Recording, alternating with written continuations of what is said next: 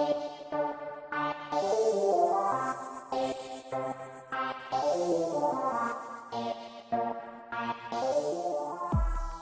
like to introduce ourselves first. Who's heard of Firebox.com? Hooray. Yay! Thank you very much. So we started in 1998. I joined in about 2002. I'm Kristian, obviously. Well, I started in customer services. I made myself quite cleverly into customer services manager for 6 years, including the 2010 snow hell, which everybody keeps referring to, pretending that didn't exist. So I worked through those 6 years. I became head of community at Firebox, and then last year managing director. I'm Kerry Okikiade. Well done, everyone who's pronounced my name this evening. I joined Firebox about 2.5 years ago, so this will be my third peak. I worked in travel with Expedia, so I thought I was kind of used to seasonal peaks, and I worked for 3 Mobile and various telco before that. However, nothing prepared me for the pain and ridiculously risky business model that Firebox is every year. So third year in again, same as the team, so hopefully this year a little bit more under control for me. Yeah, maybe. So, as we say, background to Firebox, this is a new site sort of rebrand. This happened in March this year.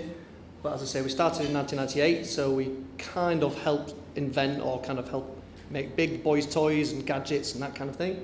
Recently, we've grown up, obviously, so it's been our 15th year this year. So we've grown up and we've kind of moved away from that sector because I'm not sure there's a great deal of kind of future in there anyway.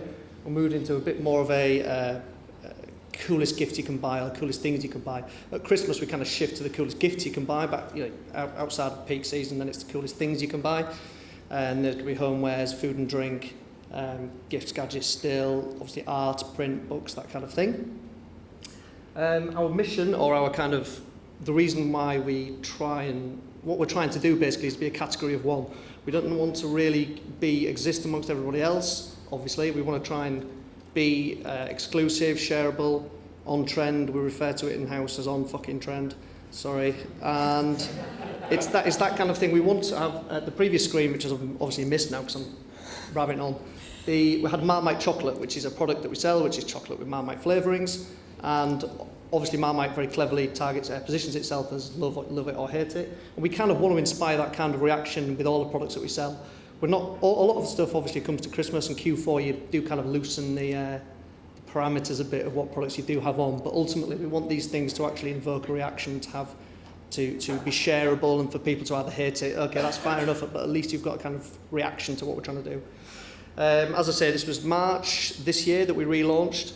As Mo was referring to, ours is a kind of fully responsive. Great, doing very well.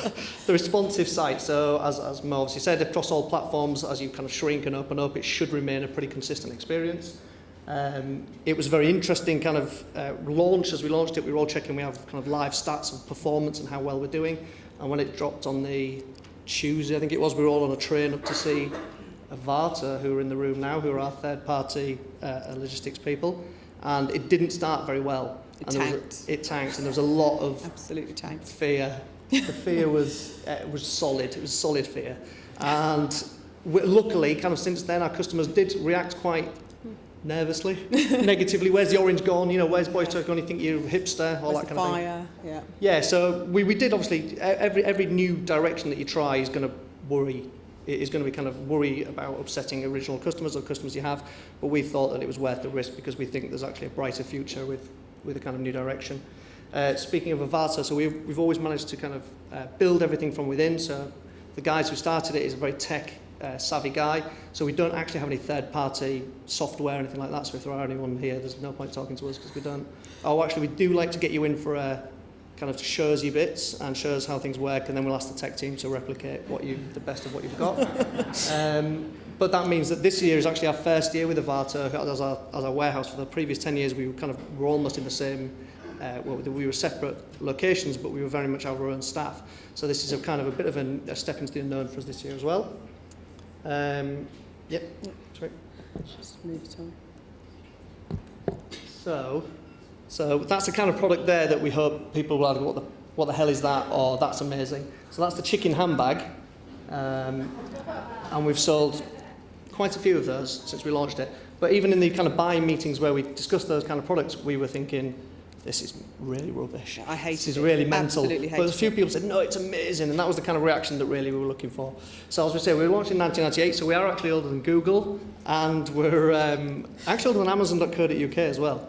So we've followed similar growth patterns since then, hence why we've got 29 permanent staff, very similar to Amazon and Google, I'm sure.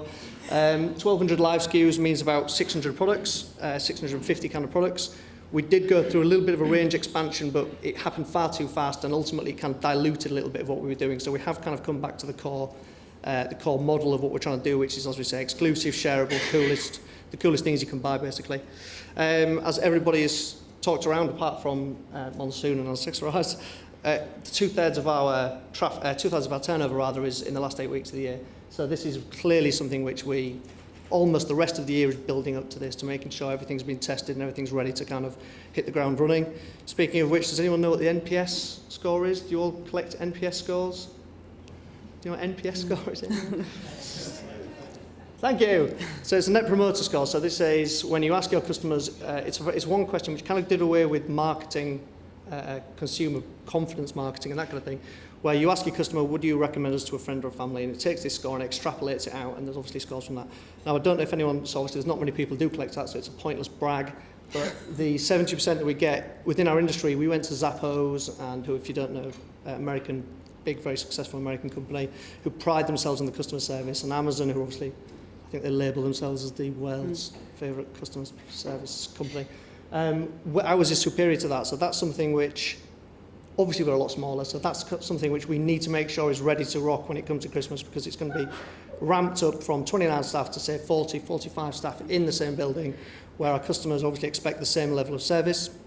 We've got over 300 active suppliers, so that's across 600 products. So we don't go to one supplier and say, right, cool, give us the new line, give us 6 of your previous line. We actually go and pick and choose and say, no, that's, we only want one product from you because that's not cool, the rest of it's, a bit crap. So the way that we deal with those customers means that at Christmas, that's a huge pressure and load on our merch teams to actually obviously keep up. As again mentioned, 40% of our traffic is mobile and tablets, which is about 100% up since we launched the site. And again, obviously the experience that people have when they come to the site and then click on the mobile or vice versa when before coming to work or before hitting the desktop to hopefully buy has to be really, really consistent, because otherwise you're just letting yourselves down in the key areas. And finally, the top 28% of our top 50, so we have a chart which is kind of voted for by customers and interwoven with kind of product sales and that kind of thing. Our top 50 chart, there's about 28% of that are exclusive or own brand products to us. We know that obviously we do sell some things which Amazon will sell or other suppliers will sell, other vendors will sell, but we want to make sure that most of the stuff that you come to us you can't find elsewhere, so obviously we don't have to then get into a custard pie fight when it comes to price, and obviously we can't have our pants pulled down on price when it comes to the crunch or the sale period after Christmas. And Kerry's now going to tell you things which are more interesting. So just to give you context, we are actually mainly a gift retailer. So whether it's a gift for yourself or whether it's a gift for someone else, this is absolutely our core part of the year. We can't mess this up, or we are no more. And having run for 15 years, whilst every year there are ups and downs, we have to be on point, and everybody has to be on point.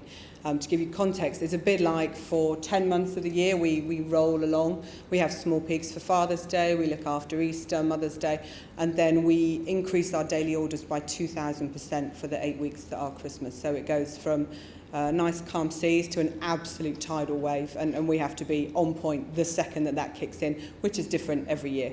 So there's a bit of context. How do we optimise peak then? We're slightly different in that we stay fairly flexible. The responsive site allows us to be more flexible. So I've kind of come up with a case study. Really, this is one of the ways that we try and optimise our peak every year. Because we're such a product-led business, we tend to have the kind of shareable, slightly quirky products that national media quite like. So PR is a really strong channel for us. For example, I think tomorrow, if you're lucky enough, and we're lucky enough, Lorraine... Or Thursday, it could be Thursday. Or Thursday, Lorraine will have one of our products on in the morning, and something like that is a great driver for us. It can be the difference if it's 3 or 4 products between what's an okay Christmas and a really great Christmas. So because we're so product-led, we have to be very careful, and everybody, all 29 of us, plus customer service, have to be ready to act as soon as something goes live. The other risk with PR is you don't always know when it's going to happen, so quite often the first thing we know about it is a huge surge in traffic. So these are just some of the things that should click in automatically with our team. Every single person in a well-oiled machine should immediately jump to action. Tech should immediately make sure the lights are on, that the site is up, that it will stay up, that we can cope, that all the traffic is running through. Marketing should be on point. PPC should be optimized. Any content should be immediately loaded onto the site to give some depth to the SEO links. We have design, who, because of the responsive site, can manipulate what shows at the top above the line, so immediately we will push that product up. Try and be as flexible as possible. We would contact that supplier immediately. We buy in smaller quantities, obviously having this range of products and this range of suppliers. We tend to operate in drops. So we would be immediately on the phone to the supplier asking if they had enough to satisfy the demand, what kind of pre-order times, is there a margin opportunity because we're suddenly buying a lot more. They'll be very happy that they were on whichever national channel featured, so that's all goodwill. And then getting inventory in place as quickly as possible, notifying our warehouse, staying in contact for the daily orders peak, but also notifying them that there's going to be a really big pre-order release. Customer service have to be prepped. They're probably taking phone orders, which we don't normally. They'll need to know about the product, any kind of questions that are likely to come up.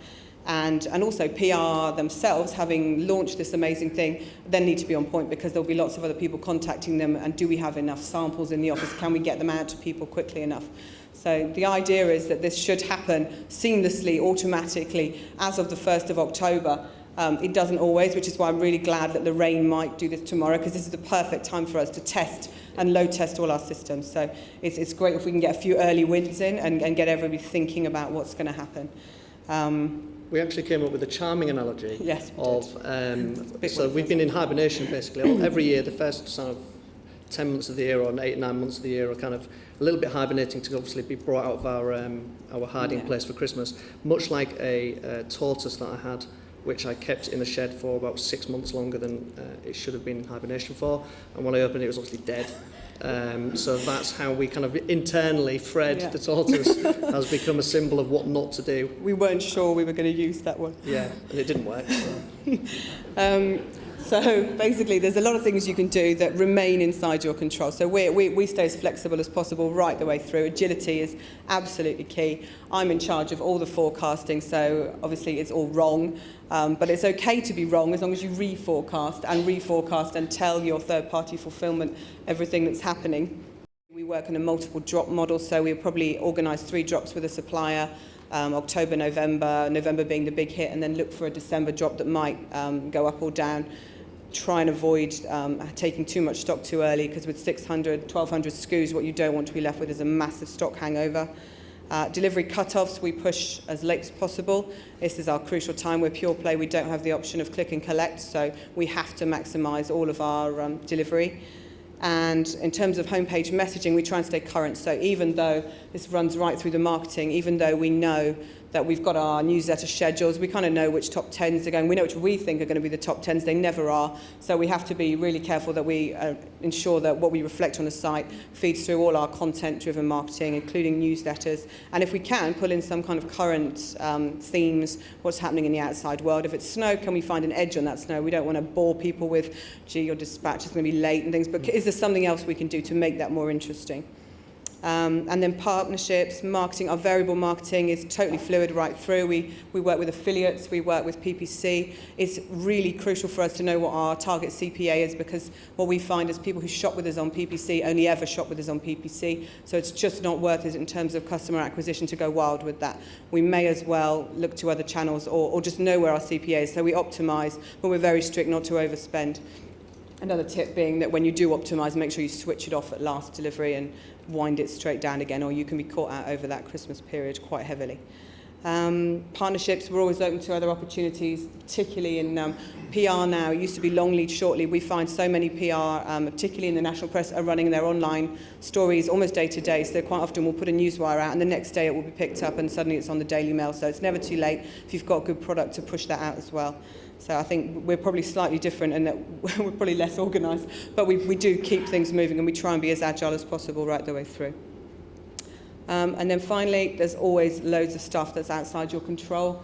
Every year, the fear sets in around about the end of September, carrier capacity. It's going to be the coldest winter on record. The economy is taking another dive. There's supply issues. There's a particular product we can't get enough of. Or, in fact, very crucial to us, competitors start discounting really early and really pushing that. And we're totally not driven by discounting. What we want people to see is content and really exclusive, shareable product that they really want. We don't want anyone to come to our site with a discount. We want them to see it and really want the product. So we tend to hold back as far as we can on discounting. We try not to give too much away. We try not to offer too much. But we know that there are going to be several what ifs and we try to mitigate the risk. Things like sharing carrier capacity. Well, we've got 3 or 4 backups, so it's lovely to have that through our third party, but even when we were working and running our own warehouse, we always had a kind of 2-day window of what happens if CityLink, who we used at the time, just tell us they don't want our business anymore on the 20th of November. Absolute carnage. But there has to be a way for your tech or your internal systems to cope with that. And a few people have brought it up, and obviously it's the same thing that we have. We've got to learn from every year that this happens. We've been around for 15 years, so it's not as if we're kind of trapped in a bubble. We were that in 2010 we did struggle ourselves. We ended up deleting about we were about 6,000 emails behind, for which for a kind of 10-15 person team is a considerable amount. And because a lot of those were kind of so backdated by a week or so, we're trying to turn around an email within a day or within sort of 4 hours. So to kind of let those things slip, you are faced with difficult decisions, but putting your head in the sand or hibernating from those is no good, really. You've got to kind of just attack it, and we hope that with a goodwill of being honest and kind of keeping the voice consistent, and as Kerry says, okay, everyone's going to suffer from bad weather, everyone's going to suffer from scare stories in the media about you're not going to get your Christmas presents in time from online and that kind of thing. There's no salt left in the country, all that kind of malarkey. But the problem is those are actually opportunities for us. We can hopefully turn that into a way to kind of be different, or to have an angle on that, or to speak to the customers and address that in a kind of humorous way, not too humorous, but in a humorous way which obviously allows us to take advantage of when a negative might happen. We do find it does maintain our relationships with customers. Customer attention for us is really driven through customer service. We don't compete with Amazon. We can't compete on price with a lot of products. So we compete on exclusive. We compete on not discount, but on limited stock. And we really compete on customer service. And we want our customers to interact with us. So it's crucial for us, but also for everybody, I think. If you treat your customers, as has been said, fairly, then generally speaking they come back. We took a big NPS hit for us that Christmas. We dipped to 50% for that month, but we would bounce back to 70. 2 months later we'd recovered, and that to us is okay. You just got to take the hit and keep it going. So.